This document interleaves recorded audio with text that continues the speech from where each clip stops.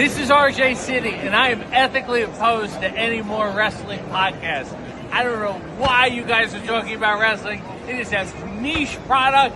It is a very small industry. Yet, at this point, there's more wrestling podcasts than there are wrestlers. There is something wrong with society as a whole, but as you get smaller and smaller into wrestling, and then the wrestling podcast sphere, it gets even worse. And one such example, if I may turn on the microscope and look at the drudgery that happens to be True Heel Heat. SP3, Sid, this is your fault.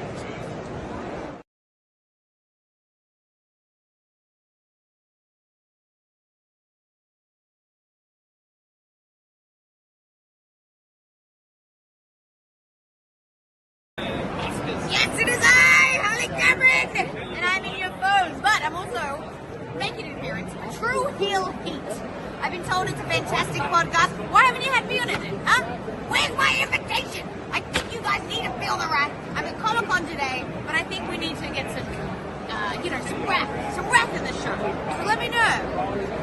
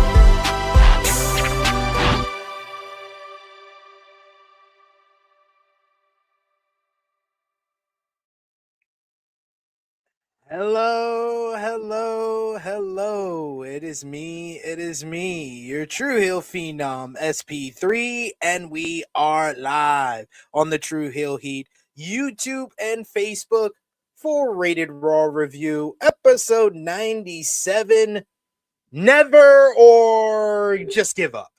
Discussing last night's December 8th, 2025 edition of Monday Night Raw as only we can. And of course, to do that, I am joined by my esteemed colleague. He is the resident True Heel alcoholic himself. He is your favorite Tuesday afternoon delight. The one and only Top Guy JJ is here. How are you doing, Top Guy? And on time. You were right.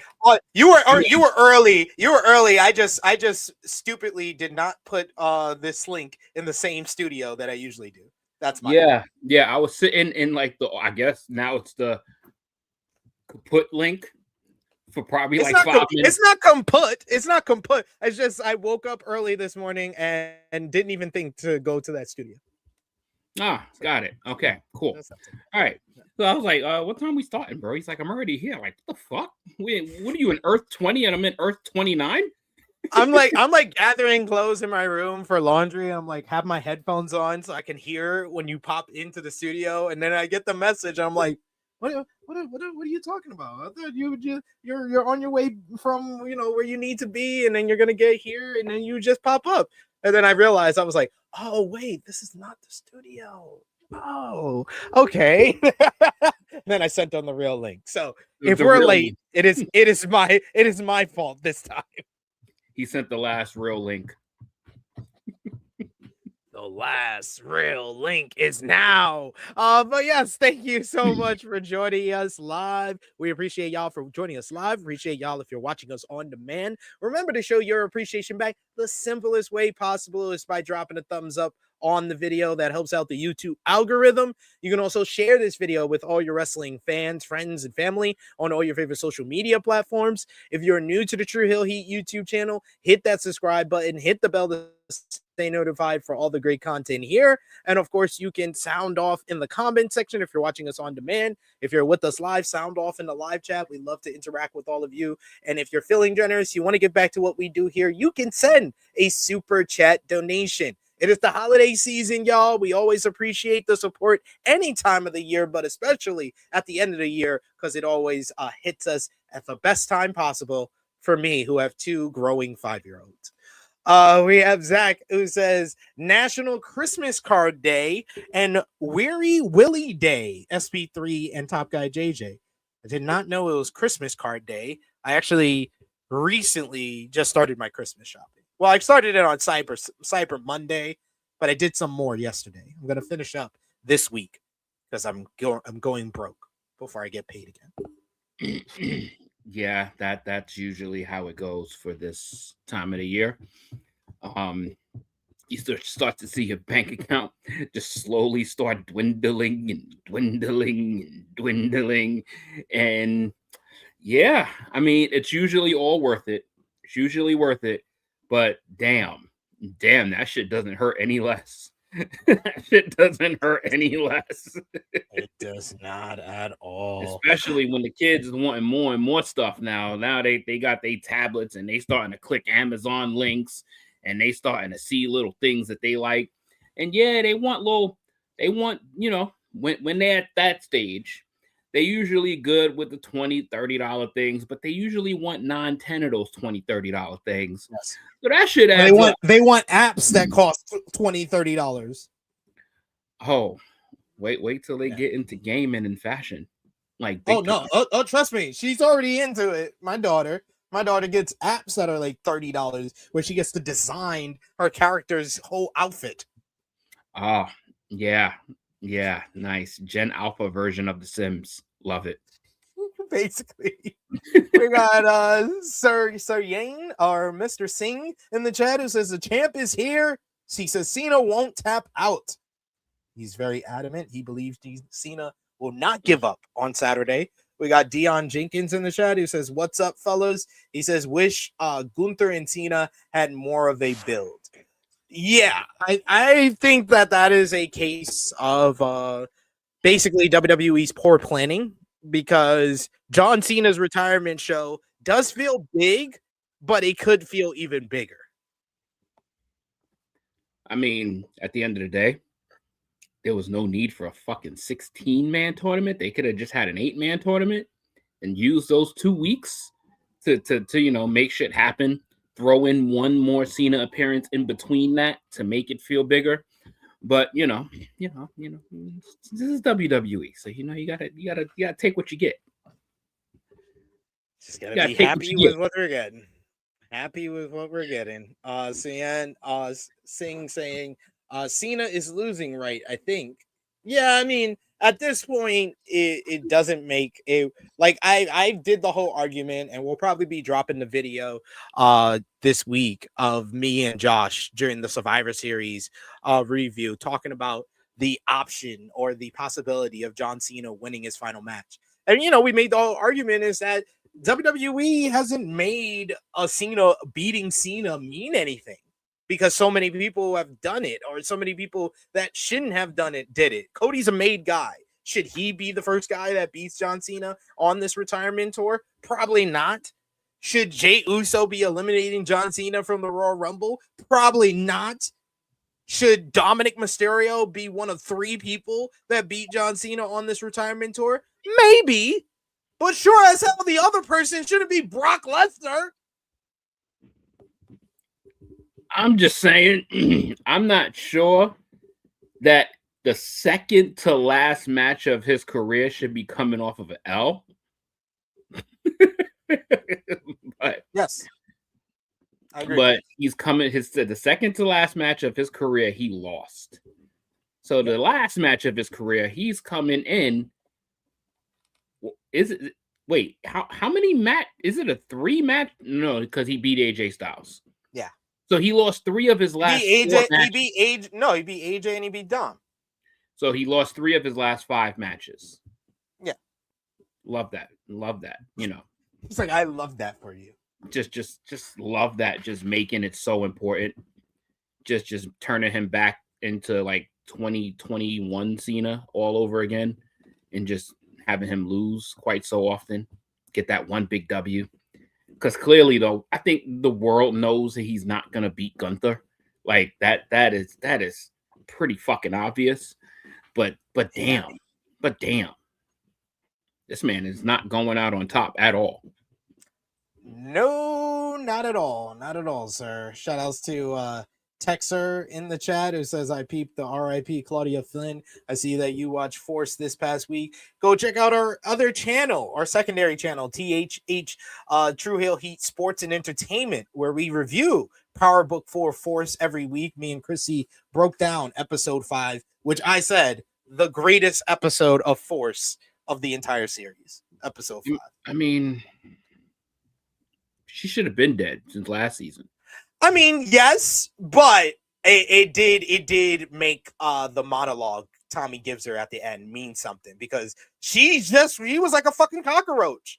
Like, and like me and Chrissy went over the fact that when we first meet her, we think that she's gonna fuck Tommy, that they're gonna hook up with each other, for her to then become probably the best villain that they had in this 3 seasons for Tommy. That's way more than anybody could have imagined for her, because everybody was paying attention to Walter when the Flynns were introduced, but Walter was a piece of shit racist.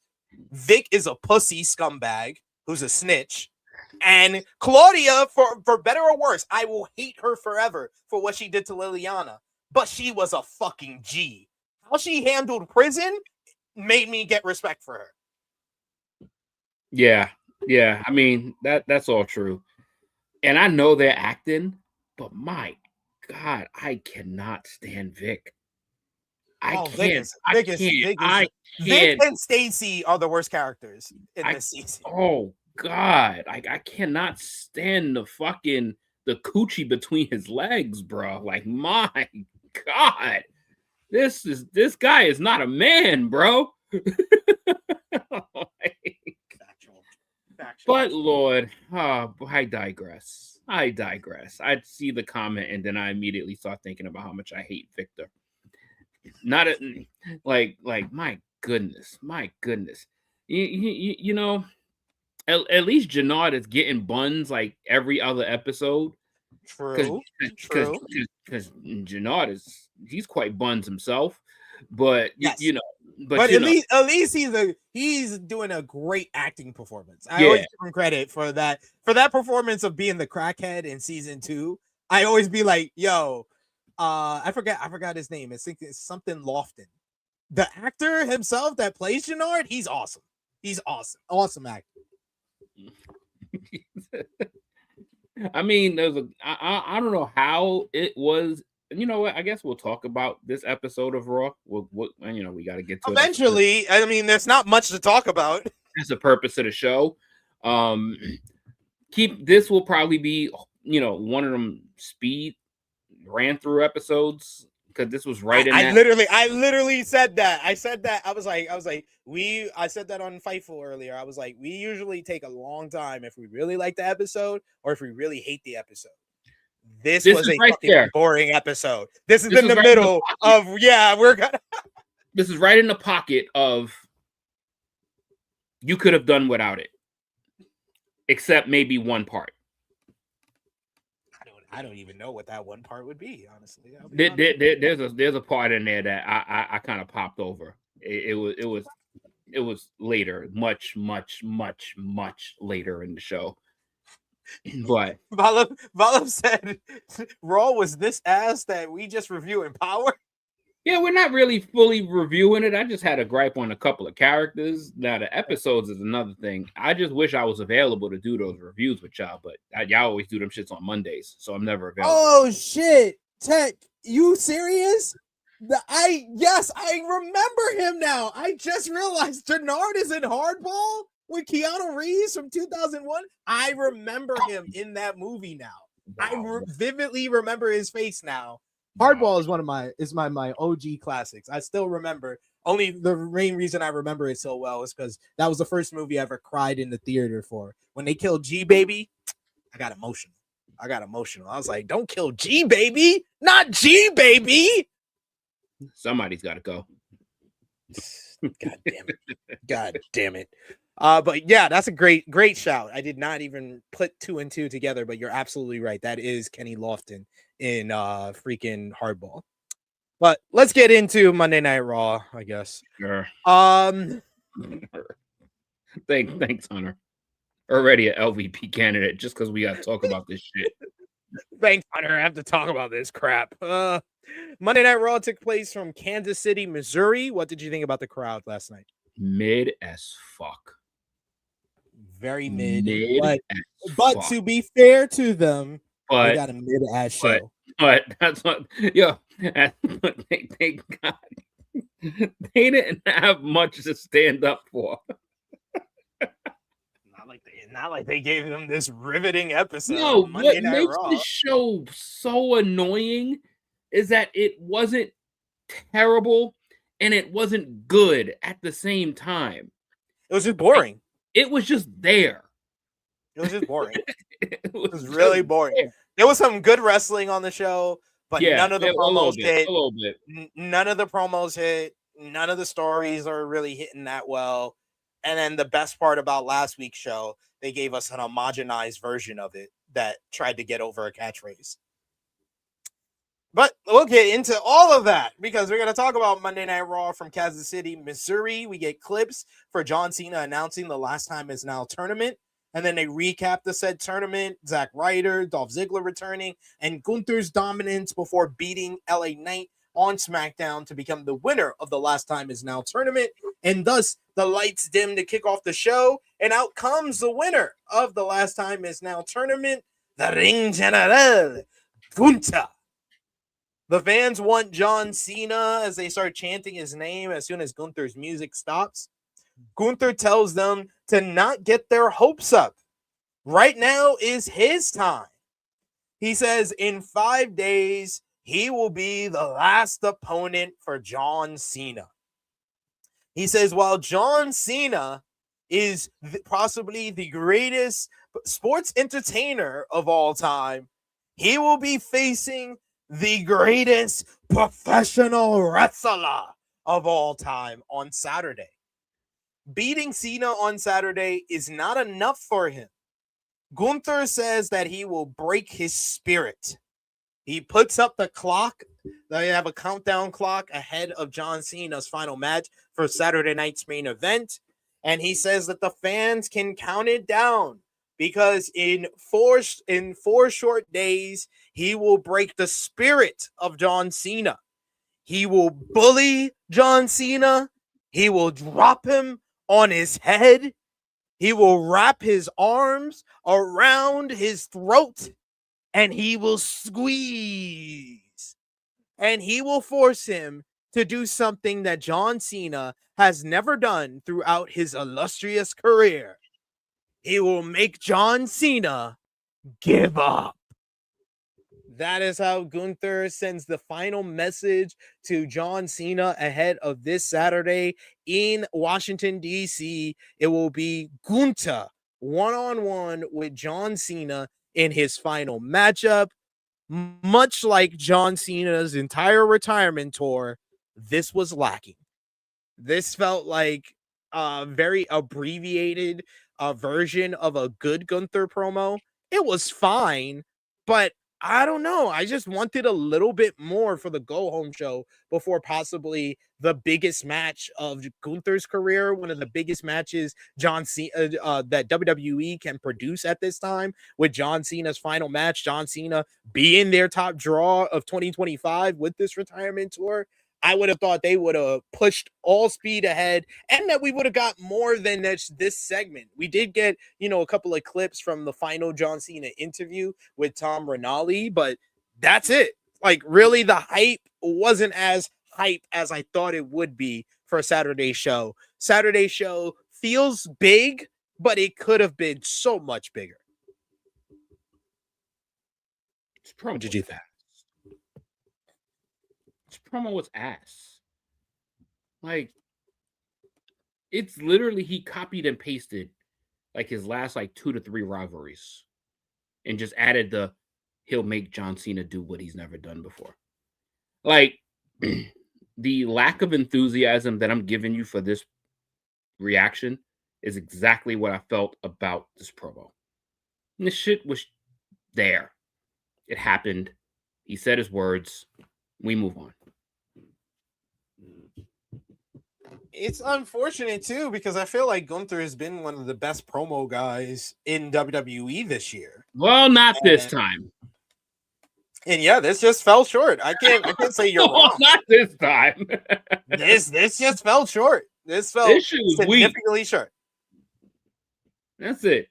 Nothing else to say about it. I don't got bad words to say about Gunther himself. Obviously, Gunther is a goat in the ring. But yeah, this promo was cheeks. Like, it's all right. He had an off night. He had no help. Because clearly that bullshit. They said, oh yeah, that's good. Go out there and do it. It's like, oh, that works perfect for me. Yeah, that's fine. Annika says this definitely wasn't a Cena's retirement go home show. Yeah. This was a Cena retirement show.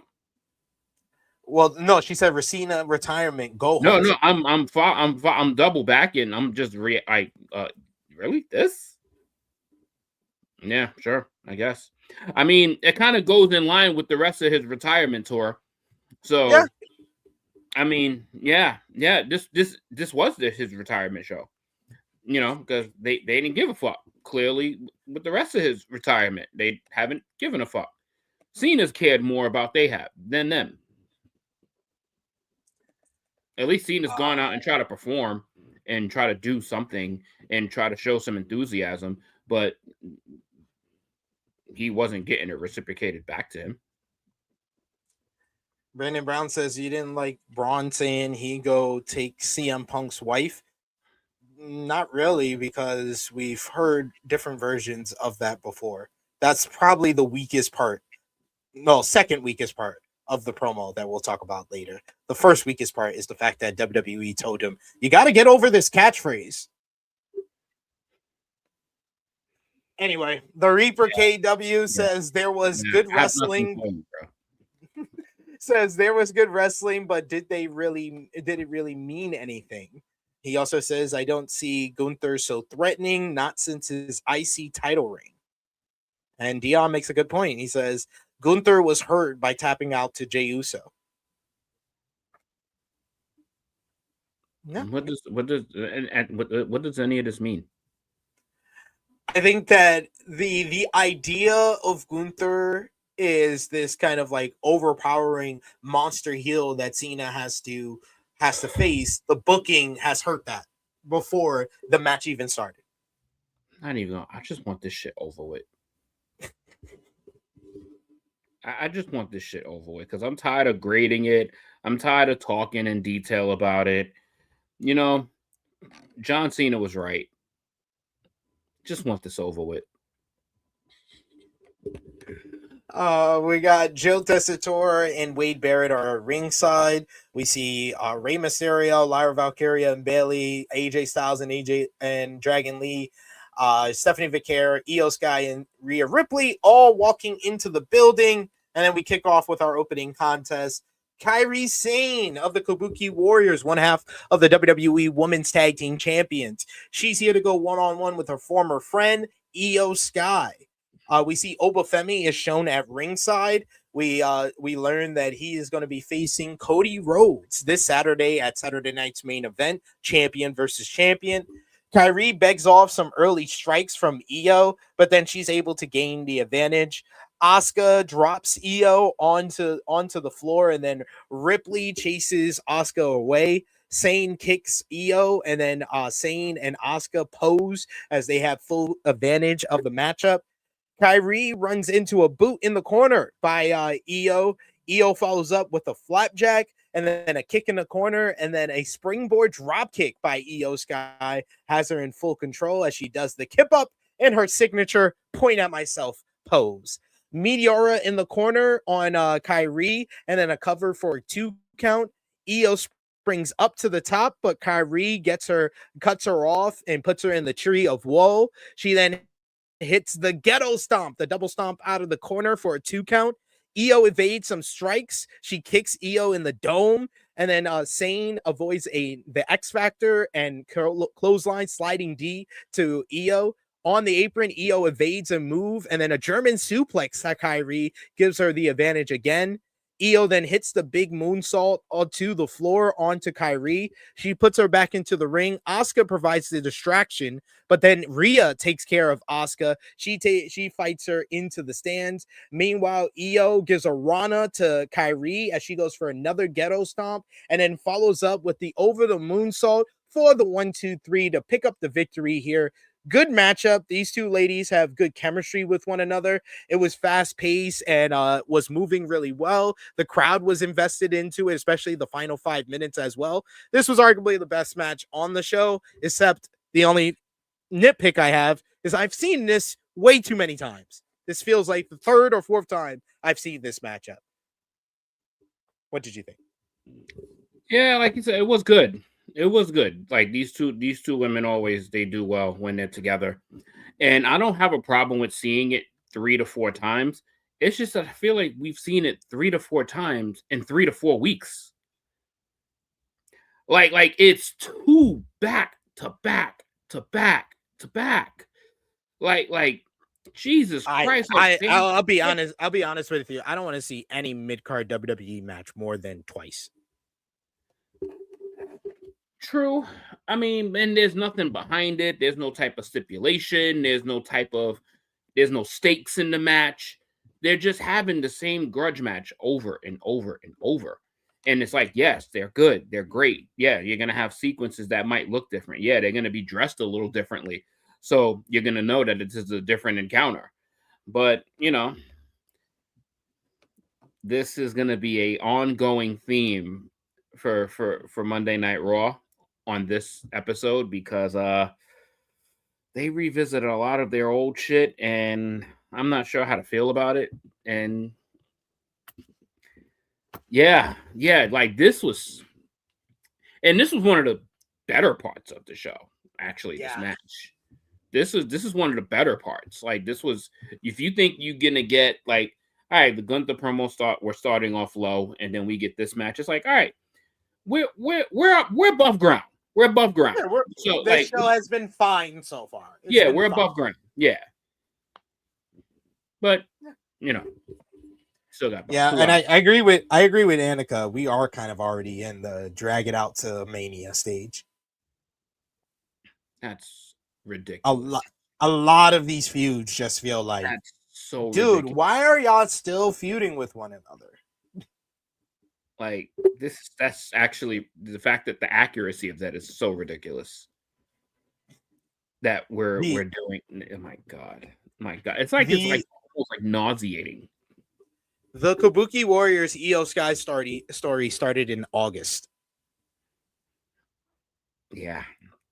And we're about to say Happy New Year in about 3 weeks. You know, I'm all for long-term storytelling, but I like a little space progression in between. Progression. Some progression in a long-term story would be nice too, instead of just doing the same thing every week. Like the That small seems to be break, his form. the small break between this collection of women here should have taken place after War Games. There should have been a little bit of break, little bit of separation, little bit of different targeting. Like, these exact women should be gunning for the women's tag team championships. And then that's why the Kabuki Warriors are the champions, but I don't know. It just feels like we've been beating the same horse. But they while. are the champions, but it doesn't seem like they're targets. They're just having matches. The women's tag team division has been one of the better parts of the show. Yes, absolutely. So. But that was not highlighted this week. Not really. Logan Paul is all right. This was the first segment that really bothered me on the night. Like I said, I wasn't that bothered by Gunther, but this was the first segment that pissed me off. How the actual fuck, JJ, did WWE watch Bron Breaker's promo last week and then decide, hey guys, the first time that we see Bron Breaker this week, he's a fucking lackey for the YouTuber? Because Logan Paul comes into the Vision locker room, he suggests that they need to do something about what Rey Mysterio did to him, slapping him in the face. And the Brons just listen to Logan Paul. They get up. They're about to go take care of him when Paul Heyman points out that he never had backup before, did Logan Paul. He doesn't know how it feels to have someone that has his back like this. Logan wants to have a conversation with Paul Heyman. He says that he wants to handle this himself, and he wants the Brons to know that they don't always have to have his back. When they need someone, he can have their back as well. And Paul Heyman said, I didn't know I could like you any more than I already did. Oh my but God, just in case. Oh God, this is all cringe. All of this is cringe. He says, just in case, he hands him the brass knuckles. He gives it to Logan Paul so he can take care of Rey Mysterio himself. This is why I did not want Logan Paul in the Vision. Because Logan Paul has the ability to take up all the available air in a room where it makes everybody else feel inferior or smaller to him. And that's how he treated the Brons, which one of the Brons beat Roman Reigns just 2 months ago, and the other Bron just pinned CM Punk and is on his way to a World Heavyweight Championship matchup.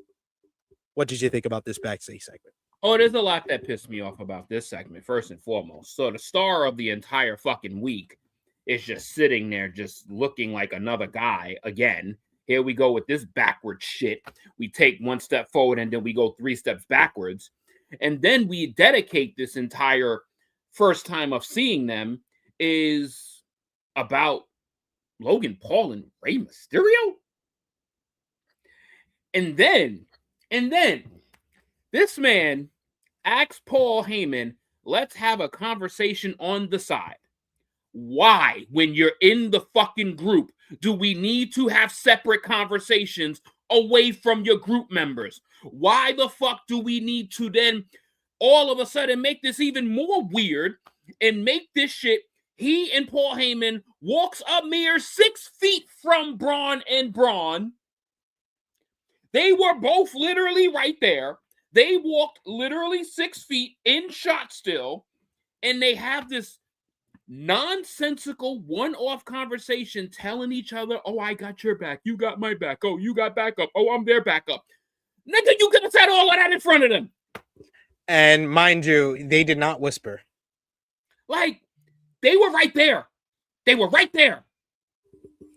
They didn't leave the room. They didn't go somewhere. And why do you need to do any of this? Who the fuck knows? It beats the fuck out of me to understand why you're in a group but then need to have solo one-off conversations. This whole segment was fucking stupid. It was all stupid. It got so stupid to the point I didn't even pay attention to the words. I was like, this whole thing is dumb. It's all dumb. You're in the same fucking group and you got to have one-off side conversations. And we're talking about Rey Mysterio? And then we're talking about, I got your back, you got their back, you got my back, we got each other's back? Like, what? We're in the downhill already. Davion said Logan Paul ain't been in this group for about 2 weeks, and this charisma vacuum is ruining shit. I think that the vision was already ruined. The vision has been basically, the vision is the Nexus who wins. Like, at least the Nexus weren't booked to win when they were should have won. The Vision wins all the time, but they are booked just as badly as the Vision as the Nexus was in 2010. You give them the leader who's a babyface character who's trying to be a heel. When you have the best talker of all time in the group, he's the guy who's cutting all the promos and still doing his babyface shtick. And then you have the two guys that you're trying to elevate by being in the group just be his heavies for months on end. Then you finally do something that actually makes the group interesting. You did two things. First, you made Becky Lynch a part of the group. Didn't even really do anything. Never really had segments with her actually interacting with the group or being involved in the group. You just did it to do the AJ Lee matchup and then just dropped it completely. And then Seth Rollins gets injured and you do the great angle where Braun Breaker and them turn on him, and then you just completely drop the ball on that as well. Like, this is unfathomable for a group that has only been around for less than a year. This company are the kings of not reading the room. They're the masters of not reading the room. Like, they will literally look at the room and look the other way. Like they got 20/20 vision and they're blind at the same time. It's baffling. It's baffling what these people do on a weekly basis. But here we are talking about this shit. So they must be doing something. This was fucking stupid. King Pate says attaching Logan Paul to your cool faction probably wasn't the best choice. Oh my god. King, I can't wait to talk about that one. Probably not. Well, we would find out what Logan Paul was going to do about his Rey Mysterio problem immediately as Rey Mysterio made his entrance, and all you can see is Logan Paul running behind him, lots of boos as he attacks Rey in the entranceway, a lot of impact. He basically throws him into the barricade a few times. He puts him in the ring, ground and pound punches. He is assaulting Rey. He then puts on the brass knuckles and loads up, but Rey fights back. Rey gets Logan into position for the 619. From out of nowhere, though, he turns around and he runs right into a super kick from the Masked Man. The Masked Mystery Man from Survivor Series is back this week. He delivers a super kick and a curb stomp to Rey Mysterio.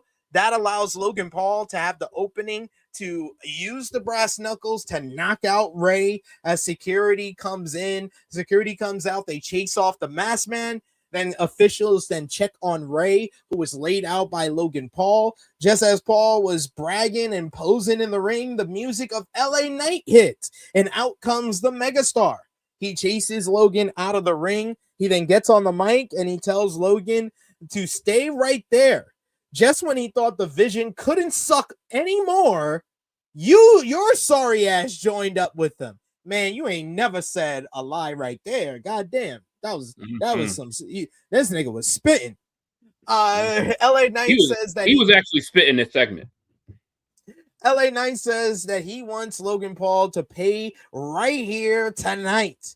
He says we'll see if that gets made official, but the challenge was set and then it was made official. It would be LA Knight versus Logan Paul in the main event of the show. Where when they announced this, I was like, well, goddamn, you didn't have a main event for the show, pal?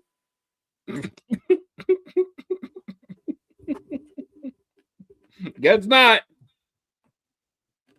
Guess when that was made the main event, I knew what the fuck was going on this show. All right. Why are we dragging out this mask guy thing? Like, in what good faith are we dragging this thing out for?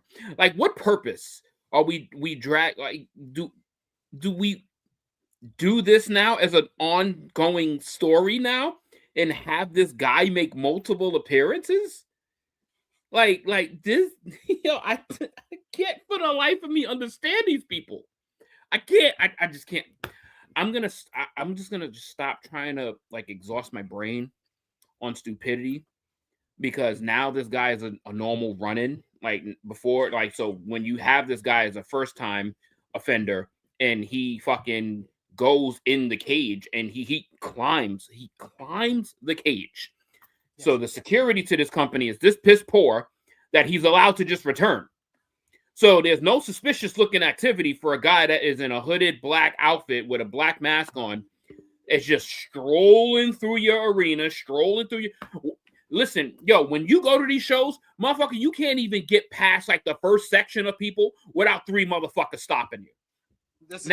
Now all of a sudden, you can't even go to the wrong seat. Just has all access, hops the barricade, and then there's one guy chasing him. There's There's one person chasing him. Like, do better. Do better. Like, this was so fucking awful. Like, god damn, this was bad. Do better. This Masked Man thing, they're gonna drag this out through the whole holiday season. We're not getting a reveal for the Masked Man until at least 2026. And for what? I have no idea. To do all of this, and it's Austin Theory to do all of this for the report that was reported on Friday is right, that they're gonna drag this out because they don't want it to be Austin Theory. They're gonna drag this out because they want it to be a bigger surprise, whether that's Chris Jericho or Seth himself. Now you know if that motherfucking mask reveal happens and it's a motherfucking Chris Jericho sighting, we gonna all call that whole shit cap, because Jericho can't fucking climb like that no more. That motherfucker is young. Whoever this motherfucker is in his 20s. The way he is sprying up the cage, the way he's effortlessly flowing through the fucking ring, and this motherfucker's in his 20s. If this shit turns out to be a fucking face reveal and it's Chris Jericho, I'm gonna want to take a real break from this shit, because I'm not gonna sit here and get worked like that. Like, I'm not gonna get worked into that type of silliness, because that is just beyond stupid. There's not a chance on this planet that is Chris Jericho. Not a chance on the planet. Yeah, this week, apparently it wasn't Austin Theory. Apparently the word that's going around, the rumor that's going around, is that it was Montez Ford under the mask last night. So they ain't just making random niggas dress up. Oh, you guys are of a similar height and stature. We might as well put you under the mask as well. Throw off the scent. It's just making it that much worse. Like, why are they continue with it if they literally don't have a plan in place? And then this guy makes multiple apperances. Because we just had to find the GPS. And then fuck that, I'm jumping for a second. We know where we're going at the end of the day. We know. He made multiple appearances in the show. How? How did he make multiple appearances in the same night? How, WWE? The security is not that good, apparently. Oh, that shit is amazing when it comes to us. when it comes to Negroes, Yeah, but not. that's when you definitely see color, huh?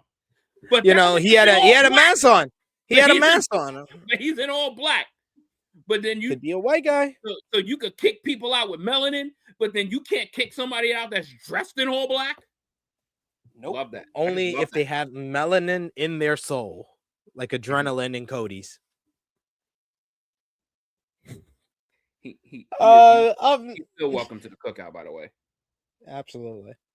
Well, we have up next the World Tag Team Championships up for grabs. AJ Styles and Dragon Lee defending against the former champions, the War Raiders. We see Javon Evans is at ringside, and we would get some big news in regards to Javon Evans and his next appearance on the main roster during this matchup here. The War Raiders, this was a simple matchup of the War Raiders using their size and strength advantage against the faster and more agile Styles and Dragon Lee. AJ does a big crossbody to the floor as we go to commercial. We come back from commercial, and Ivar kicks AJ. He tags in Eric. Double team leads to a 2 count.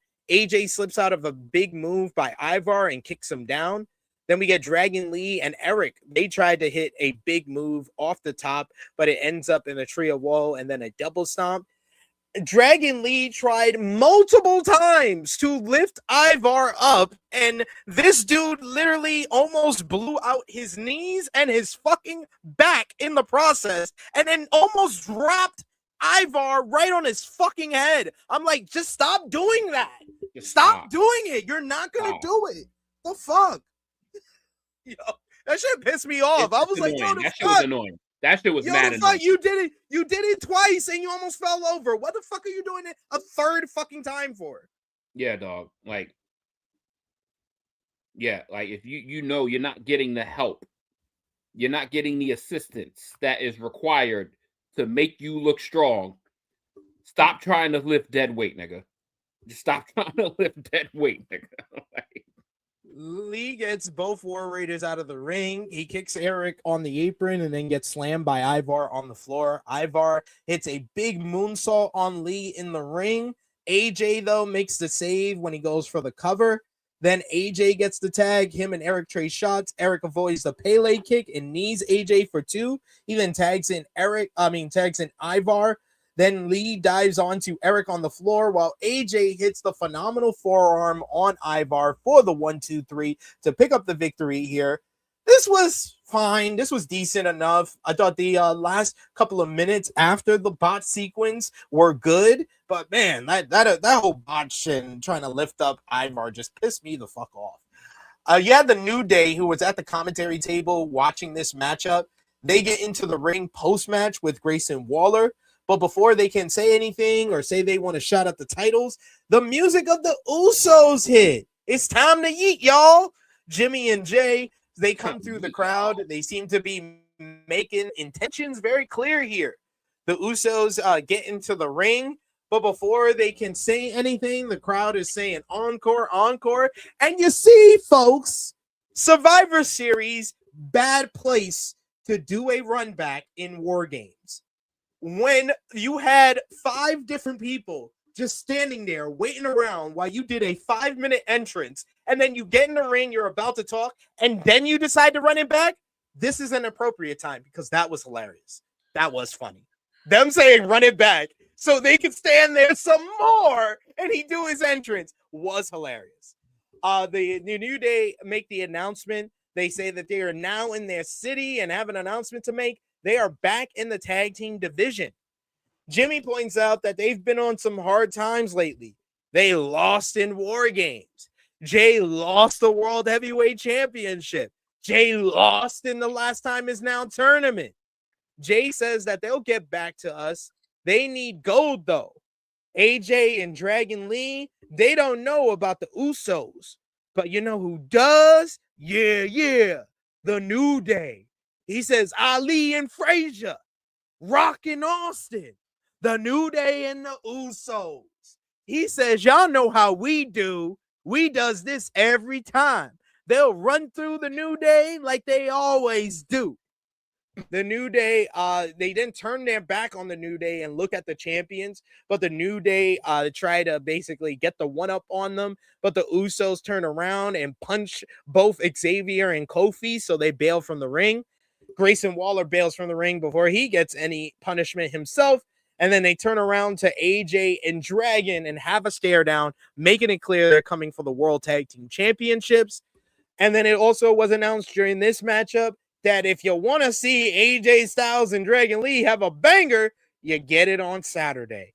Because in another case of the WWE main roster versus NXT, we get a tag team matchup including Raw's World Tag Team Champions, NXT's most popular star, and TNA's most popular star, as it's going to be AJ Styles and Dragon Lee going up against WWE NXT's Javon Evans and his tag team partner, the TNA X Division champion, Leon Slater.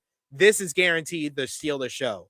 And I think that Gunther and John Cena are going to be awesome. But when it comes to just straight work in the ring, work rate, and crazy moves, this shit is going to be heat. I can't wait. Oh, But this match is gonna slap.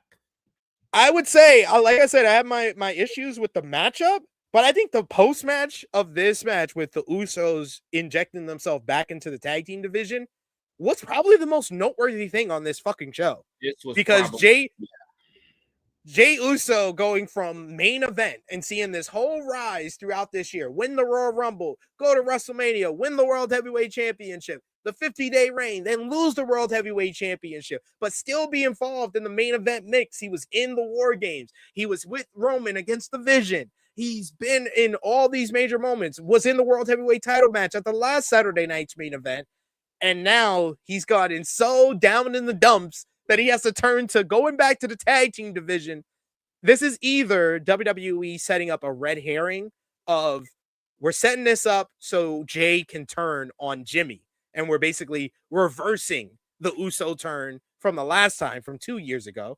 Or this is WWE accepting, okay, guys, we realize Jay is just a tag team specialist. He's not a single star. Here you go. What do you think?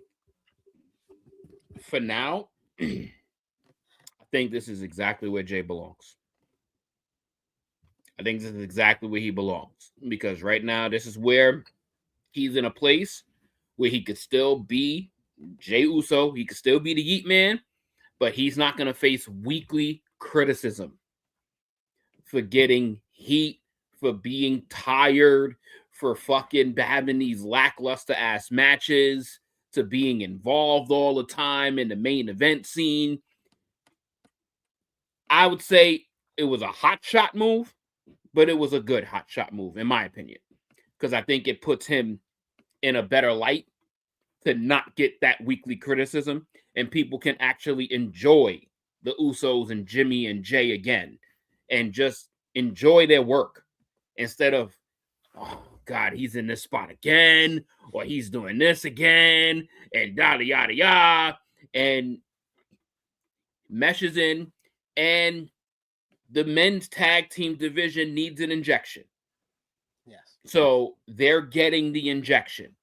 They have now been trying to make this AJ and Dragon Lee a real thing. They've been trying to keep them together for that. It's good to see the War Raiders actually involved. Then you have the New Day, whatever the fuck they're going to do with them. They're probably just going to be like the stepping stone to the Usos to get the title match. But and then you got the Usos in this match. So at least we're talking about more than like who is AJ and Dragon gonna fight? Like who's gonna be their sparring partners, and who are they just gonna keep mashing up week in, week out for them? At least now you can build towards an Usos and Jay and AJ and Dragon Lee match to come later on. You can actually give the tag team division something to look forward to. We actually feel like we have a tag team division again on Raw, which we haven't felt like that in quite some time. Which again is what you said. I think this was the most noteworthy part of the show, in my opinion, as well, because a division just got some attention. Yeah. Yeah, that's why I think that this was the most noteworthy or most notable moment of this entire show for sure. We got Power Driver Finisher. He says to show lack of ideas from Triple H, he had to go to the online comments about how AJ Styles did that move last week, and commentary was like, "Folks are saying it's the greatest move he's ever hit." He says, "Why is that? What's important to Trips? How about tell a fucking story and not just respond to online criticism via commentary?" I much agree with that. I totally toned out commentary whenever they started. I complained about that last week, that people were saying, "Oh, it's the greatest AJ Styles Clash I ever seen. It's the greatest ending I ever seen." And then the fucking idiots are gonna repeat that on commentary.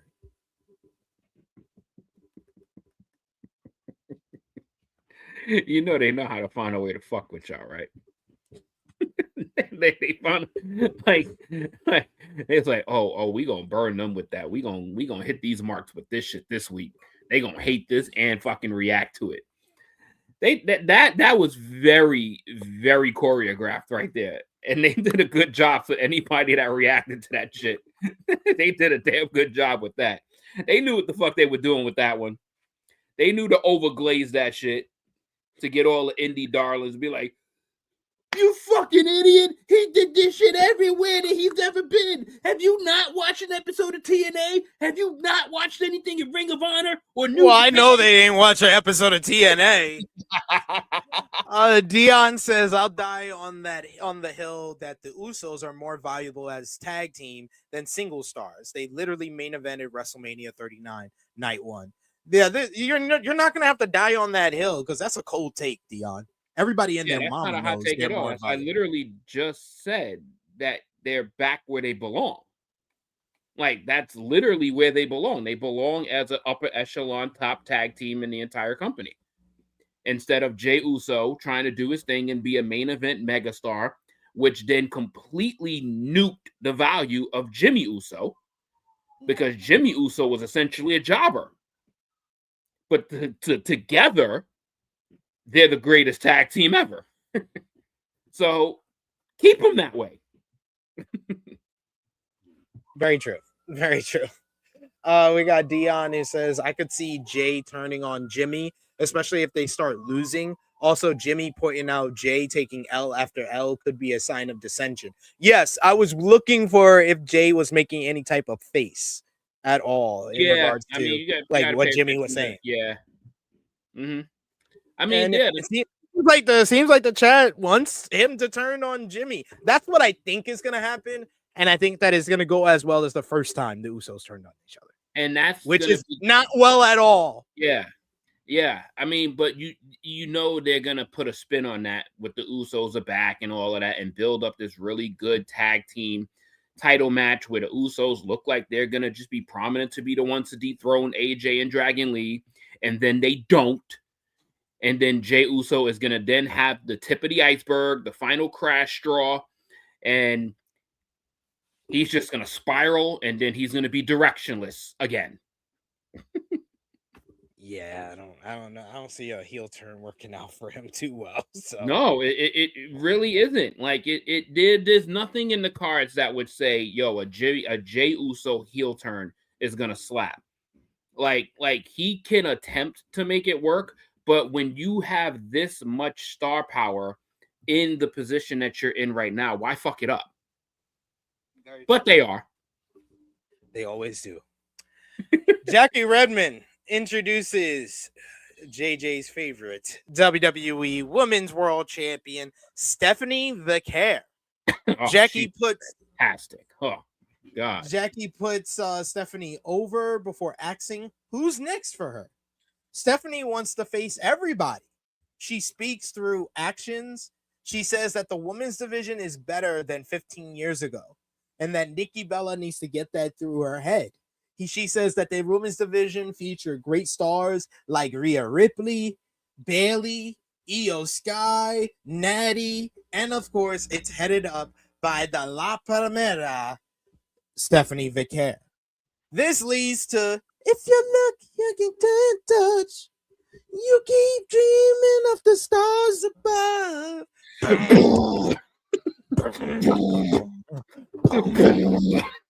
Boom, ba, boom, boom. Out comes Nikki Bella, our favorite WWE Hall of Famer. Nikki says that Kansas City doesn't deserve her presence, but she's not done with Stephanie and demands a rematch.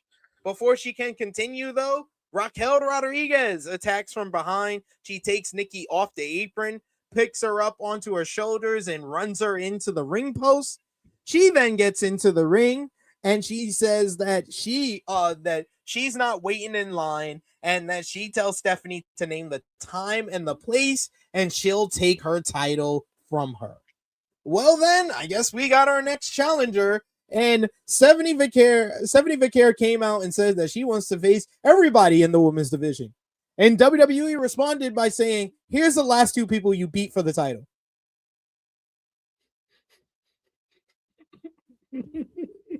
What did you think about this segment? Yeah, that Nikki Bella promo was ass. I demand hey, shut up.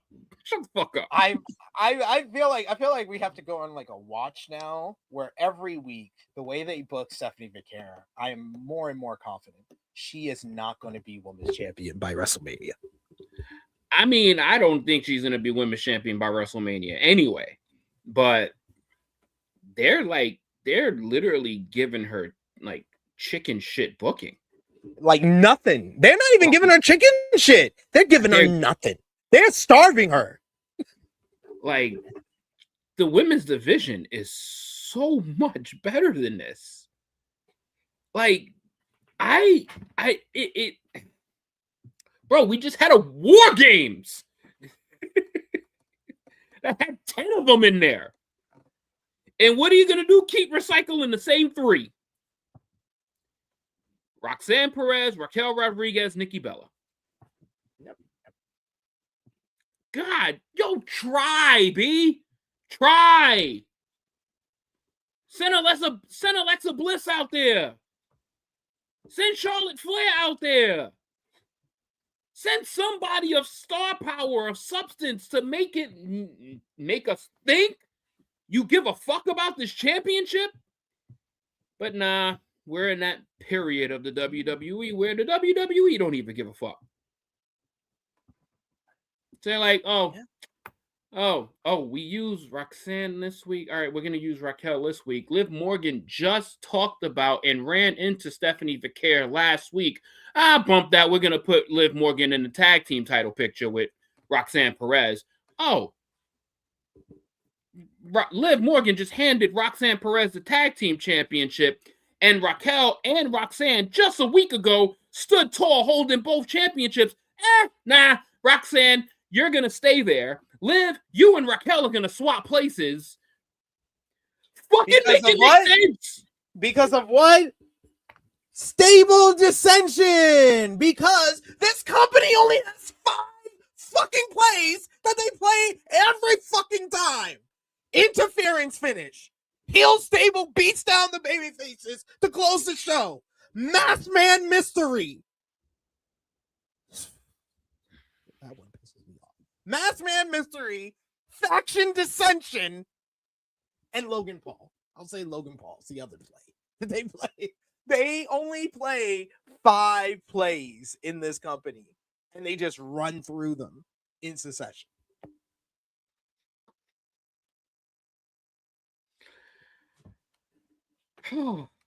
If the play is working, then yes, run the same plays all the time. But these plays have not worked throughout 2025. Oh, god damn. Reviewing this is actually making me realize how annoyed this shit was making me. Yo, this whole episode has not made sense except the tag team part. Yeah, they're just prolonging this whole thing because Reaper's right. Like, Liv is so obviously going to win this title from Stephanie, and they're just prolonging this. They want to prolong it, so they're going to give her another Raquel. They're going to make, they're going to make Liv come down to ringside. She's going to accidentally cost Raquel the championship. There's going to be the ongoing dissension there, and that shit's going to drag for X amount of time, but it's going to be Liv Morgan that accidentally cost Raquel the championship. Like, God, like, color me obvious. Like, good Lord. Everything feels so fucking telegraphed with the storylines, with this company in general right now. And like I do agree, Raquel has improved. She took the criticism from Kevin Nash and she has improved, but she hasn't improved to become a top 10 person in this women's division. I'm sorry. I'm gonna say the quiet thing out loud. Raquel improved. She went from one of the worst people on this roster to being in the middle of the roster. That is the improvement that y'all are trying to reward by giving her multiple world title matches. Fuck that. Now, see, this is where you're getting caught, my man. You're getting caught and dumping a little bit on Raquel when none of this is Raquel's fault. Oh, I'm not. None of this is Raquel's fault. I'm not dumping on her. I'm being honest. Raquel is not in the top 10 in this women's division. But that has nothing to do with the level of piss poor. I don't know what the fuck I'm doing weekly booking they're doing with this top part of the women's division. Oh no, it does. It does because it just happens to be they're throwing Raquel in this mix. Triple H should always be putting the best people into the title picture, but he tends to not do that a lot. But that's not Raquel's fault. That's not Raquel's fault. Raquel is being told to do a job, and she is going out and doing her job. Is she one of the best women on the entire women? She could be. She's not at the moment, but I'm not going to dump on Raquel just to fucking know. You think she could be? I don't think she could be. I think she could be. I think she top has that. 10? Top 10 in this company. Yeah. Rhea Ripley, Stephanie Vicaire, Io Sky, Asuka, Becky Lynch, Lara Valkyria, Bayley, Jade Cargill, Bianca Belair. Which one of those? Which one of those is it? Is she 9? That's 9. I know. I'm stopping. That means 10 is open. That means she can slide into the top 10. Chelsea Green. You taking this too far, bro. Tiffany Stratton. Jordan Grace. Charlotte Flair. Alexa Bliss. That doesn't mean Kairi Sane. Oh God! AJ Lee works in this company. Every dog, now you're absolutely dunking on her for no reason. No, I'm just saying. Like you are absolutely why are y'all falling into this cesspool of dunking on this woman? It is nothing. None of this has anything to do with her. Julia, I didn't. Y'all are fucking. You know what? Y'all are some evil people right now. Because y'all are dunking on Raquel for, this is not her fault. She is being told to do a job. What, she gonna say no? Like, my man, if Hunter called you and said, click True Hill Heat right now, and we are gonna hit you with X amount of dollars to do this job, you are disconnecting this podcast the second you get that message. Nah, man. Like Josh said, I'm being honest with the people we're talking to. She's being told to do a job. I think the main reason people watch True Hill Heat is because they know we will be honest. And we say things that not everybody would be, we're too politically correct. We can't say the girl is not that good. She's not in the top 10 in the women's division. Most channels are like that. We're not. We're honest. No. If I get canceled for saying Raquel Rodriguez you're not moving the goalpost again. You are not moving this goalpost again. We are not. No. Roxanne Perez. She's not in the top 15. You assholes are all moving the goalpost to unforeseen fucking dimensions. Like, this is y'all are fucking evil. You know what? Y'all go in your own bubble. I'll go in my own bubble. I know that all I'm saying is that this woman has a chance I'm not saying she's there, but I'm just saying. But you see, now y'all trying to draw me into the cesspool. Like, No. she- I actually featured this comment because I disagree with Dion saying she don't need to be a top 10. She's a role player, big man. Kane, Show, Diesel weren't top 10. They were big man role players. Fuck out of here. Kane in 1998 wasn't top 10 in the company. Kane in 2001 when he took off the sleeves and he was jacked to the gills. That nigga was top 10 in the WWE for the next decade. What the fuck are we talking about? Big Show when he first came to this company. This is the Diesel? cesspool. This Diesel is the in cesspool I'm talking 1994? about. This is the No, but cesspool. like- Y'all niggas No, are but- just going into a cesspool right now. No. About This is next thing we know, this we're gonna be is talking Dion. about Willy Wonka. This is Dion trying to adjust things and trying to make it seem like Raquel is in a similar position to Kane, Big Show, and D. She's not that good. She's not as good as some of the all-time great big men of all time. See how we're just unintentionally finding more ways to dunk on her? No, I am not saying that she sucks. She does not suck. She Comparing actually does not Now suck. we compare her to legendary big men. Like, No, what I did not do that. I did not do What that. are we doing right now? I addressed the comparison. Goodness fucking gracious. Y'all are some evil humans. I'm an old human. Y'all are evil humans. Yes, tell him, Annika. He's like, we're not dunking. You sound like the wrestlers defending Maxine top guy. So saying someone has potential is defending someone. You like said she had the Maxine, potential. Yo, You said she had the potential I'm to be sorry, in the top Annika's even 10 falling in the into the company. cesspool now. Like, yo, y'all have just become fucking brainwashed in a matter of 5 minutes. All because of Triple H's booking decision. This was Triple H's booking decision, and we've just spent the last 10 minutes torching this poor woman that has nothing to do with the decision that was made. I think Raquel is good. That's all I will say. That's all I'll close. That's all yes. Why are we still shuffling the same 3 chicks when we just have a fucking litany of people that can be in this especially picture? on Monday Night Raw. Monday Night Raw is ridiculously stacked on the women's God side. damn, Hunter, you making people hate Raquel Rodriguez now. Like, good Lord. You are so the LVP of this review. You are so the LVP of this.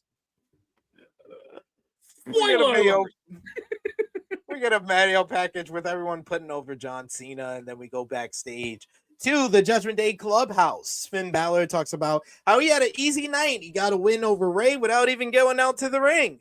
Liv Morgan is a little bit concerned about the fact that Raquel Rodriguez is going after the Women's World Championship. She asks Raquel, hey sister. She's like, yeah, great attack out there, but you didn't tell me you were going for the Women's World Championship. Raquel was like, I didn't know I had to. I didn't know I had to run it by you. She was like, no, you don't have to. I think that's great for you. I want you to be Women's World Champion. And Raquel, they have a little embrace, and Raquel says she's going to go talk to Adam Pearce about making that match official. Then Liv comes over to Roxanne and says that she's going to be in her corner tonight. She says, since Raquel is going after the Women's World Championship, now it's up to you and me to be the next tag team champions. Roxanne is a little bit surprised by that, but she still goes along with it as Liv pulls her away to head out to the ring for her matchup on this night, which is a singles match as she's going one-on-one with Lyra Valkyria. Any comments on the Liv and Raquel tension that they built here in this segment? All I gotta say is that y'all have also now just dragged Josh into the cesspool. How do we do that? Y'all are. She just called Raquel a bum for no reason.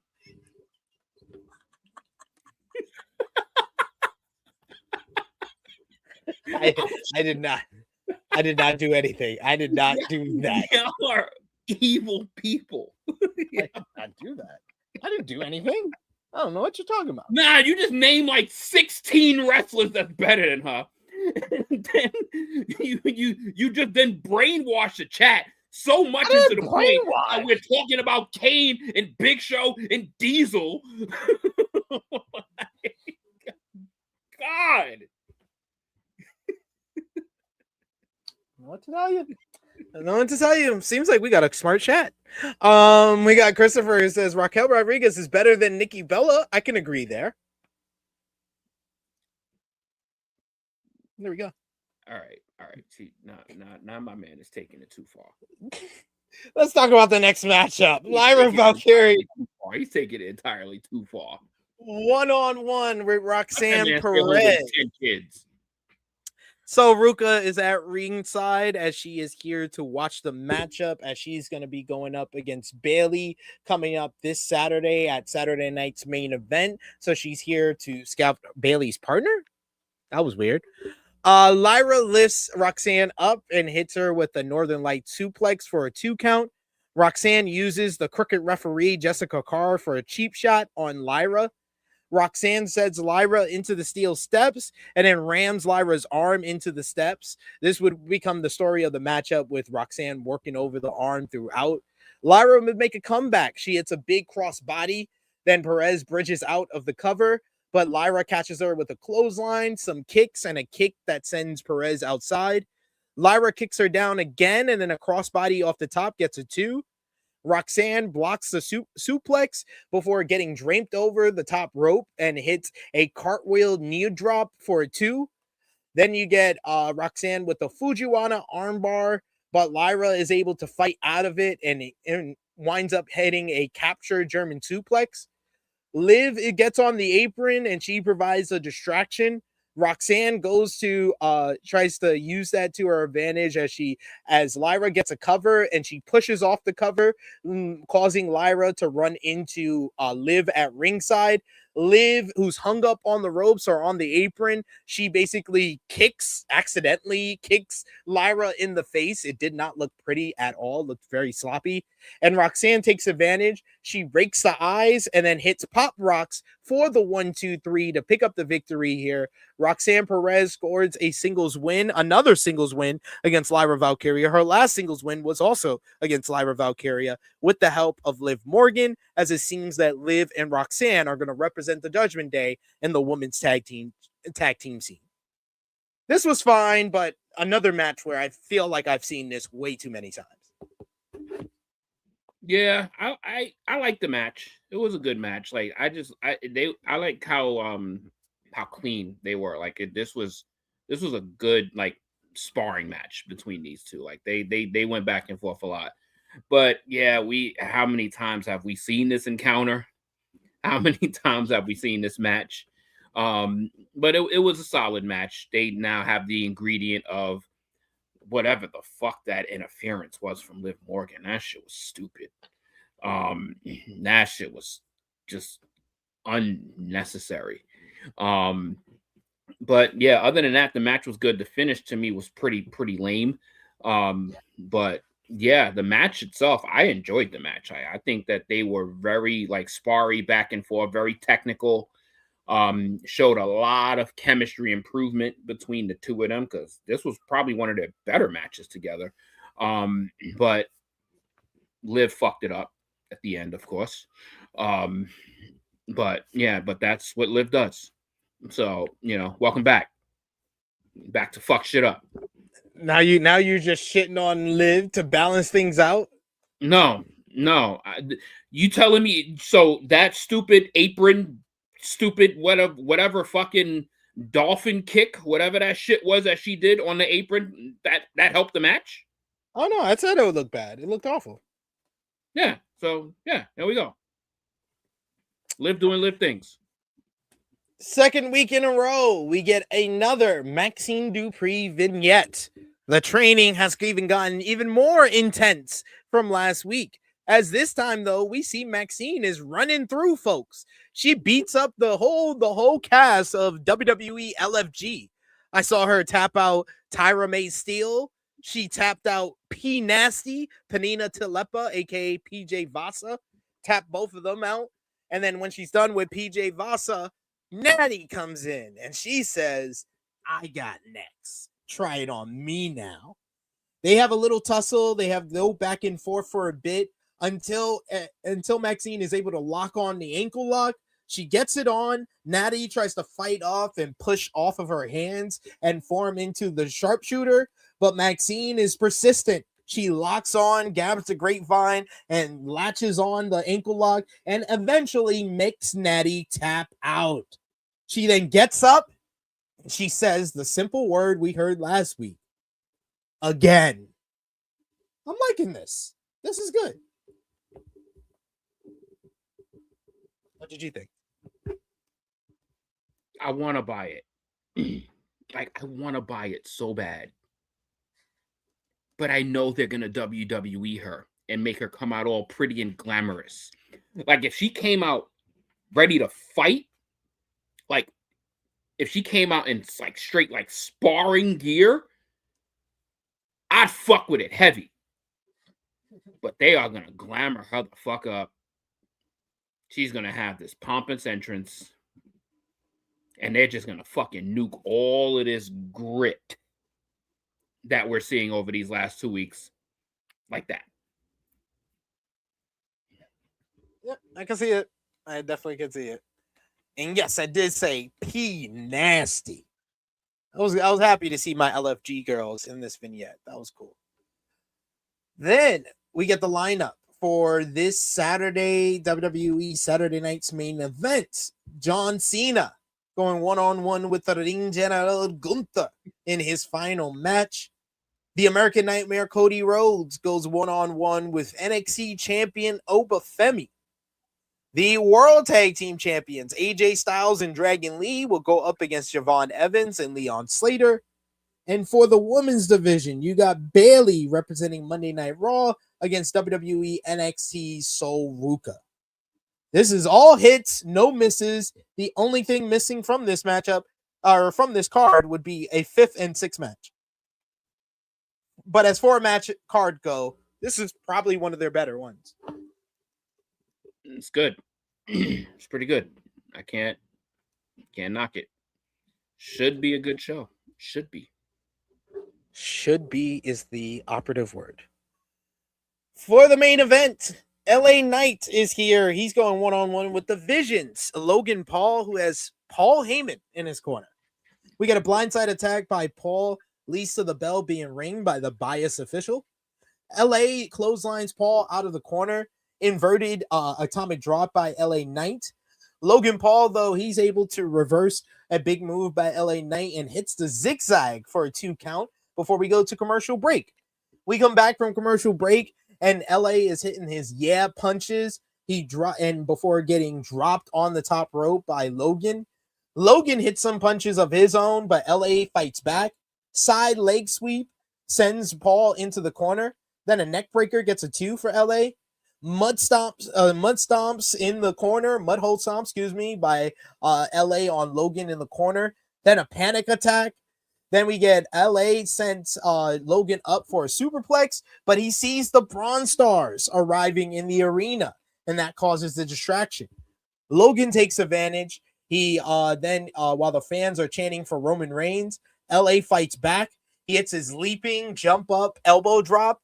The Bron Stars then hop onto the apron and try to get involved, but LA Knight has to fight them off. He hits off Bronson, and Bron knocks them off of the apron.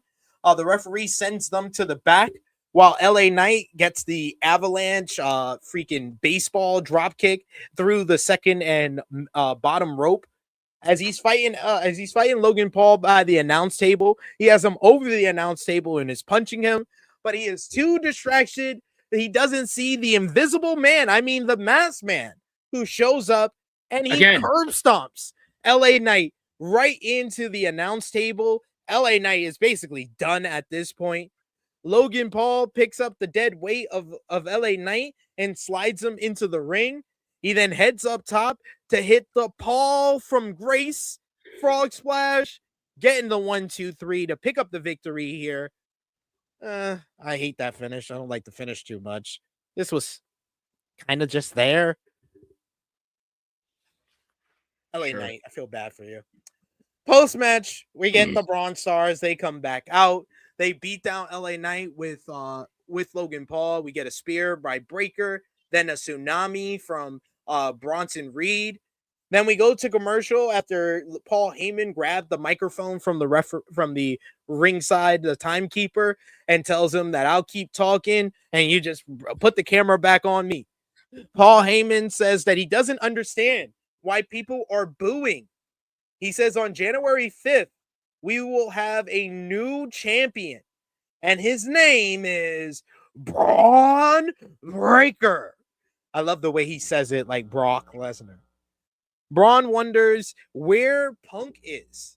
We see as he asks us this question, we see LA Knight being escorted backstage by officials and security. Braun Breaker says that he doesn't buy this new nice guy, CM Punk. He says he's a fraud. He says, imagine spending your whole life being this straight edge superstar. No drugs, no alcohol, all for you to wind up looking like the biggest crackhead I've ever seen. I cracked up at that. That was funny.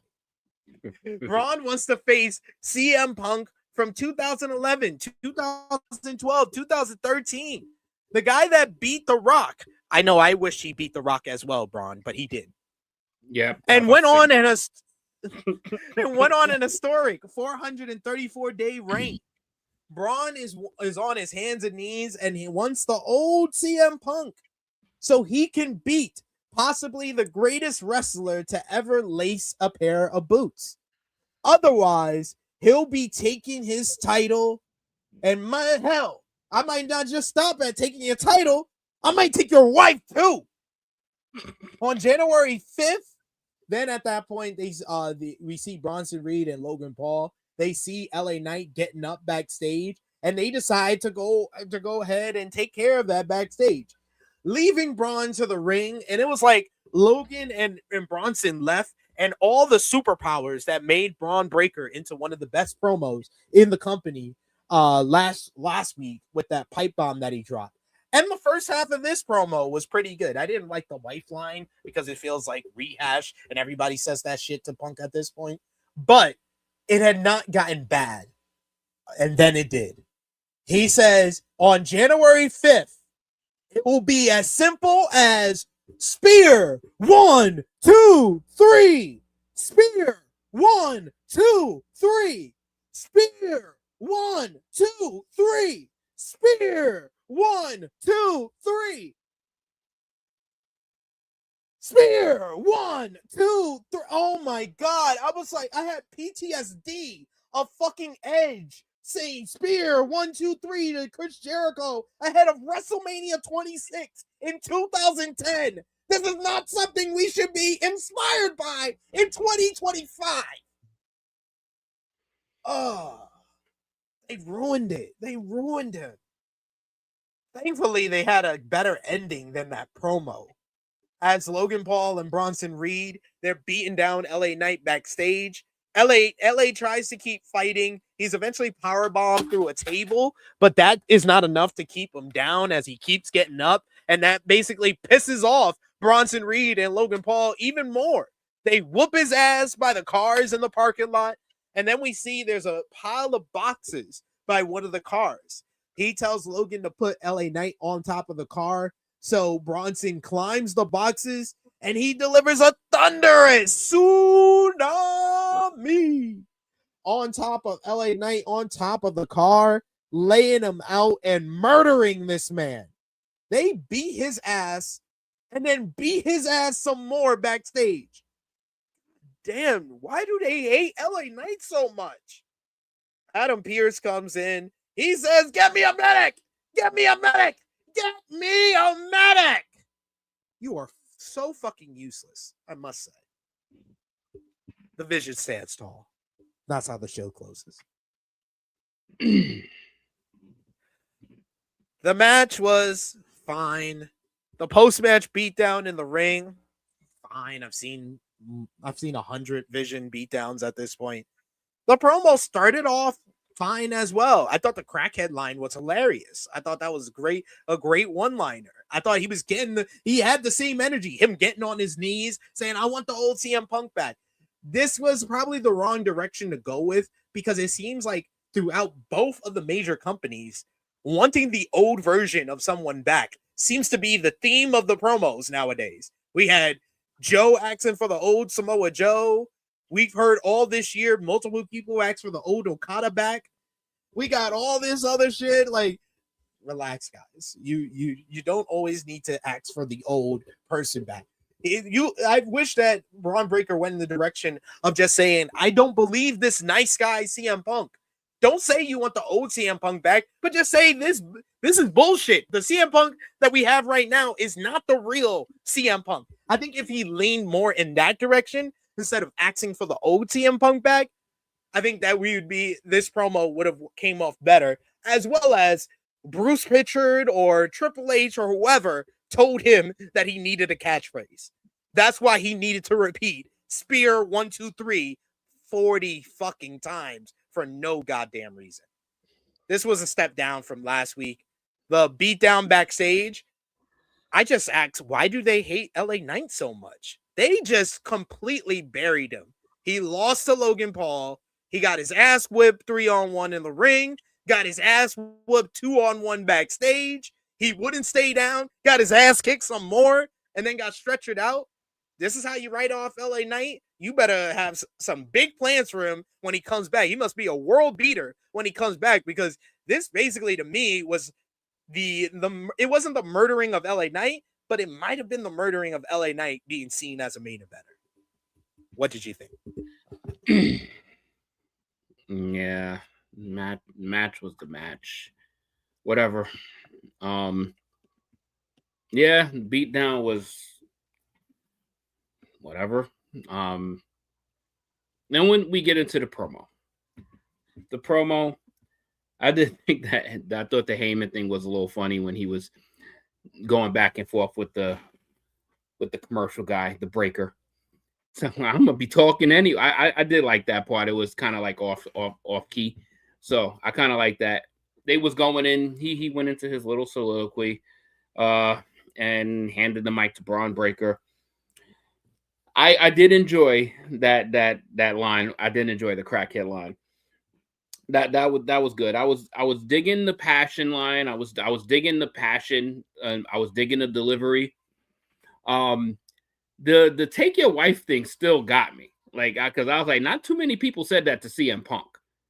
Like, not too many people said, I'm gonna take your wife, like, to him. Like, that's been said. I was like, oh, that he just steined the fuck out of him. Like, MJF said that.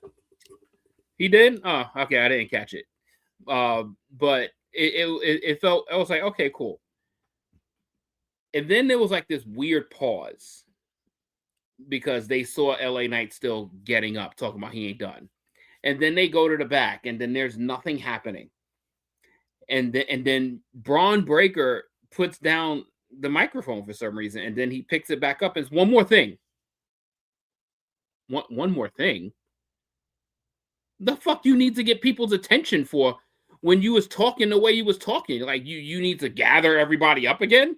So that Tron break, and then him doing the one more thing, and then he goes into the January 5th, and I was like, these niggas is trying to make a t-shirt so bad.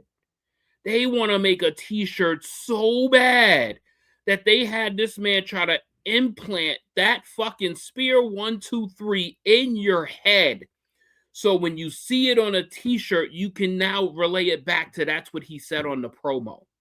Yep. It's like they try to give him his one-liner. They try to give him even though La Di Da, consider the promo cut, is a much better catchphrase. Like, unbelievable. Like, it just, bruh, like, that was the opinion. That is what you call trying too hard. They like, come on. Like, that man has never said that shit in his fucking career. And now that he said it to the point where he had to say it so many times for you to process it, what his mission is. Like, nigga, we know what your mission is. You hit the spear all the time. And this point in this promo made me just feel like he ain't beating CM Punk. That ain't happening. No. Like, you cooked him, you cooked him last week. You went after him and his wife this week, and then that bullshit. You ain't beating CM Punk, dog.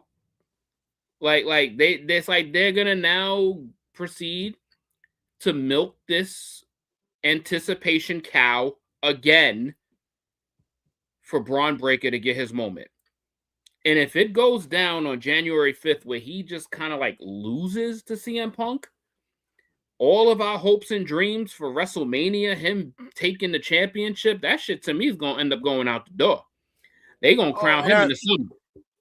I will say, running this matchup and then the plan being that Bron Breakker's then going to win the Royal Rumble to do the same matchup at WrestleMania, that is not creative. That is fucking laziness. Pure lazy. That is pure laziness that you're giving us the WrestleMania main event on January 5th. And because that would be 2 years in a row that they gave us a world title matchup that they were going to give us at WrestleMania before the Royal Rumble. And I'm gonna have to figure this out. I'm not gonna try to figure it out because it's WWE. I'm not gonna try. But I am just curious. I'm really curious as to if there is any type of behavioral issue or is there something going on with why this place does not follow LA Knight or have the same feeling for LA Knight as many fans do. Like he's like the way his energy is and how he's like promoting and presenting himself and the way even that beat down, it's almost like he's subliminally going against the system. And it's like the system is trying to keep him down their way and bring him up their way. And he's trying to break that barrier. And the more he tries to break the barrier, the more they push him down. It's kind of uncomfortable to watch because it's like, yo, y'all know y'all got a superstar in y'all. Y'all know it. Y'all know it. But y'all, for some reason, don't want to accept it because it wasn't created by you. That part. I will just say that last night made me go like, maybe it wasn't such a coincidence that WWE chose to give LA Knight that particular first round matchup in the Last Time Is Now tournament. If you remember who he faced in the Last Time Is Now tournament, I think this was a message from WWE to us as fans telling us that the Triple H era, this era of WWE, the TKO era of WWE, this era's Zack Ryder is LA Knight. He's the guy that got over way more than we ever intended him to be. Thus, we have to keep him down as much as possible with our booking. And slowly but surely, it's unfortunately seeming it's gonna end up working because he's gonna care less. He's not gonna be as enthusiastic. It's almost like they're gonna just try to beat him down mentally for him not to care as much anymore, and then he's not gonna be as charismatic when he comes off on screen. And then they'll I told you he wasn't a big star. Yep. And we already got bodyslam.net. Just reported earlier today that WWE has big plans for LA Knight in 2026. So we've heard that in 2023, 24, 25. Remember, JJ, before the end of 2024, around this time last year, WrestleVotes reported Finn Balor is in for a big singles push in 2025.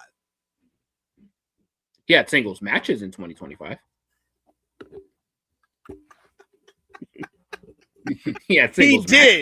He did have singles matches, guys. So I guess that's considered a push. That they pushed him. They put him on TV. They said, "There's your shot.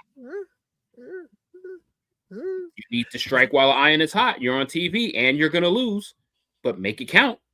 Make it count. Make it count, buddy.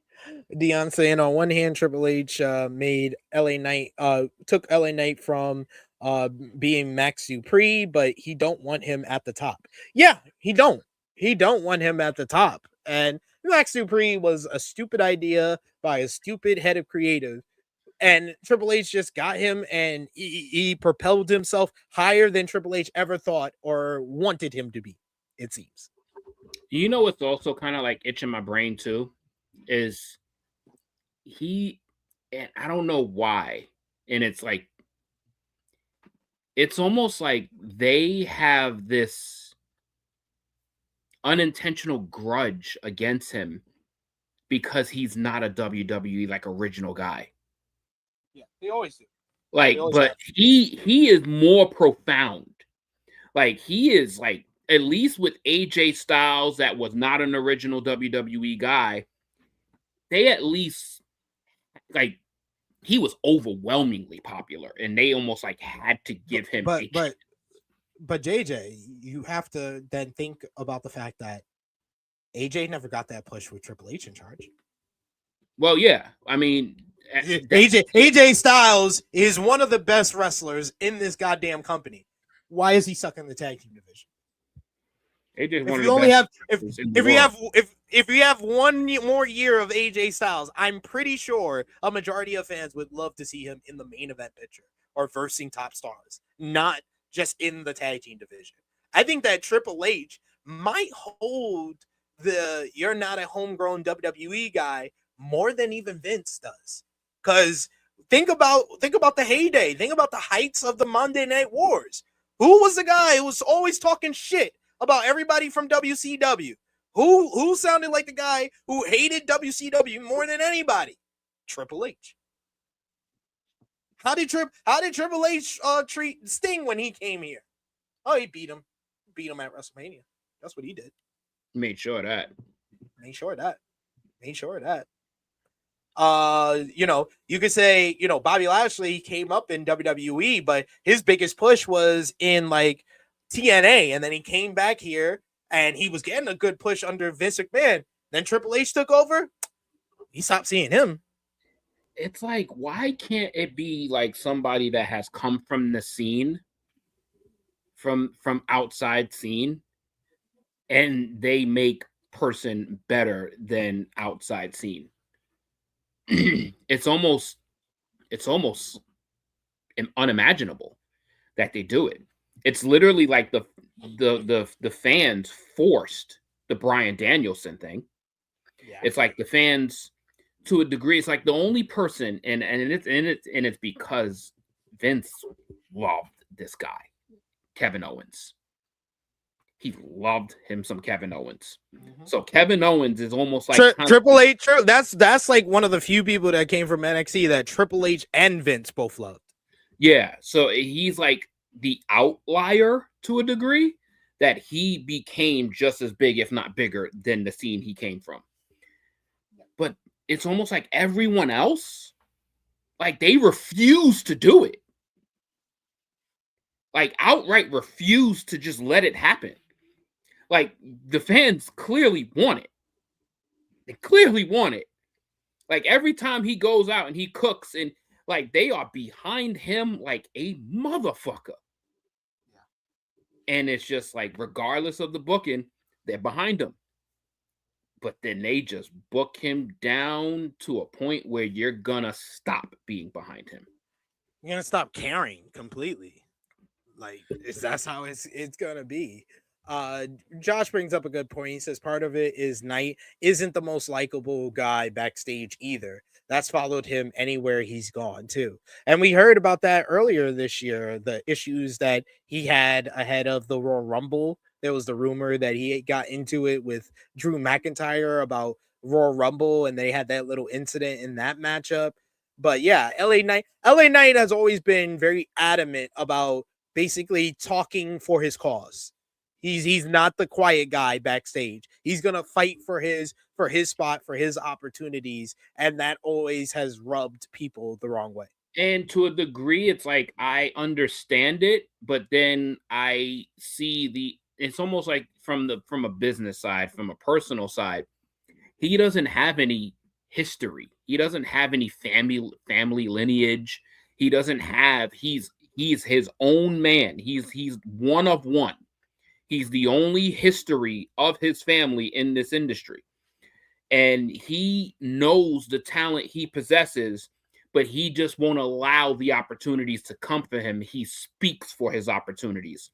And that is what a system hates. A system hates when you are loudmouthing for your opportunities instead of working your ass off and being presented the opportunities. Places hate when you speak for yourself. They just hate it. This is true. But we've come to the end on another edition of Rated Raw Review. As always, guys, we appreciate y'all for joining us. If you haven't already, drop the thumbs up on the video. Share this video with all your friends. Subscribe if you are new to the channel. And of course, last call for super chat donations. We got one super chat donation from our good brother Darius. Thank you so much, Darius, for the support. He says they bogus as fuck, I think, if they don't book LA Knight like Super Sane Thanos on steroids in the future. Unfortunately, they won't. I don't think they're ever going to book LA Knight. LA Knight is so stone cold coded that he could become like the next rebel or anti-hero for WWE. And especially if you made him like come back and he's taking out each and every one of the members of the Vision, you can get that type of momentum for him. I just don't see them investing in him like that. Yeah, he's everything that they want, but nothing they created. That's a great way to put it. That's a great way to put it. They didn't create it, so they don't want it. Thank you for the super chat donation, Darius. Appreciate that so much. But let's get into our ratings for the show. Let us know in the chat. Who was your MVP, your LVP, your moment of the night, your match of the night? Whether you gave the show a thumbs up, thumbs down, thumbs in the middle, and out of 10, what did you give last night's show?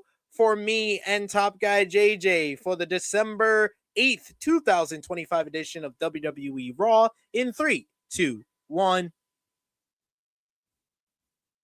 Thumbs in the middle from me, thumbs in the middle from JJ. Out of 10, what did you give last night's show, JJ? 6.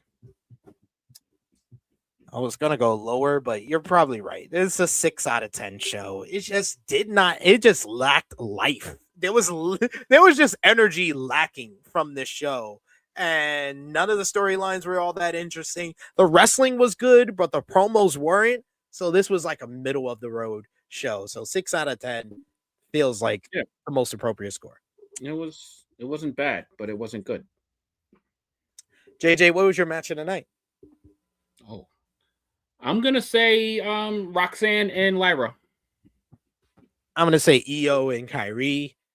Who was your MVP for the show? God, this is tough. You know what? I've dogged them so many times. I'm going to give them some love this week. I'm going to go to Usos as the MVPs because they inserted themselves in the place where they belong. Seems about right. You know what? I'll give it to AJ Styles and Dragon Lee because them as World Tag Team Champions is the first time in months we had a tag team division. So they've been having good matches. They had another good match last night, even though Dragon Lee doesn't know how much weight he can lift. But they had a good match last night, and then they had the tag team division heating up. So I'll give it to Styles and Dragon Lee. Your tag division getting love. Your LVP for the show. Oh, Triple H. Definitely Triple H. Triple H. I'll say co-MVP. Triple H and Logan Paul. No, I'm gonna Triple H. At least Logan Paul won his match. This is true. And what was your moment of the night? You know what? That tsunami on the car was pretty fucking cool. It was. I'm gonna go with the tsunami on the car. I'm gonna agree with you. It's the tsunami on the car. But that brings us to a close on another edition of Rated Raw Review. I want to thank you guys so much for joining us in the chat. Thank you for joining us. If you're watching us on demand, if you haven't already, drop the thumbs up, share this video, and subscribe if you are new. Top Guy JJ, let everybody know where they can follow you on social media and when they might see you again. On Instagram, you can find me at TrueHill_Top Guy JJ, and on the YouTube channel, I will be back here next Tuesday. Yeah, next week. I'll be here next week for the Rated Raw review. True Hill Heat still on for December 27th. But yeah, hope. Apparently, you know, when we review a shit show, the next show is going to be pretty good. So more than likely, next week's show is going to be pretty good.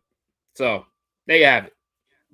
We got that to look forward to, indeed. And no, yeah, Darius, you're not alone. You're not. He says, am I the only one not liking Logan in the Vision? I think we spent a majority of this review talking about how much he has sucked the charisma and our joy out of the Vision by his mere presence. You can follow me on the Twitter machine at TrueHillSB3. Follow the gang, Facebook, Twitter, Instagram, TikTok at True Hill Heat. Patreon.com/True Hill Heat. $3 a month gets you exclusive content. The best way to support us when we're not live here. We got a ROH Final Battle review that's going to be dropping on Patreon later this week. And also, you can join us on Thursday, 1:05 p.m. Eastern Time for AE Ramble. On Friday at 1:05 p.m. Eastern Time, we got our WWE Saturday Night's main event preview, where we'll be previewing John Cena's final match with Gunther, and we'll give you our predictions for that show as well. Join us here tomorrow. We got a THH cut, THH hot take dropping on the channel tomorrow, so be on the lookout for that. I'll be back with y'all live on Thursday for AE Ramble, and me and Top Guy JJ will be back with you next week for Rated Raw review. Thank you so much to everyone for watching. For Top Guy JJ, it is me, your True Phenom, SP3. This has been Rated Raw review number 97. Give up. We are signing off until next time. Give up the booking rights. My God.